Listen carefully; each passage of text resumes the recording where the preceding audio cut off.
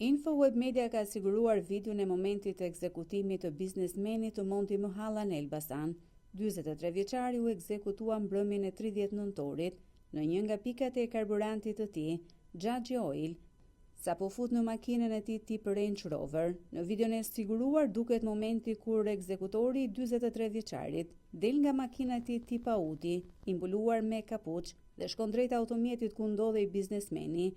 Në momentin që autori afrohet anash makinës, nga krahu i shoferit, qëllon me pistolet drejt 43 vjeçarit disa herë, duke i marrë dhe jetën. Më pas i qeti afrohet mjetit të tij, pa ndonjë nxitim të madh, largohet në drejtim të Librazhdit.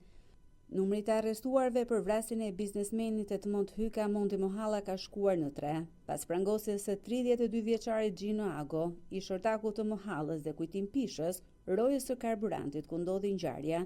Policia ka arrestuar edhe 29 vjeçarin Nevzat Spaho si personi dyshuar, ndërkohë gjykata e Elbasanit njofton se është caktuar data për dhënien e masës për 2 të arrestuarit e parë, si autor të dyshuar të vrasjes të biznesmenit Edmond Hyka, mbrëmjen e së dielës.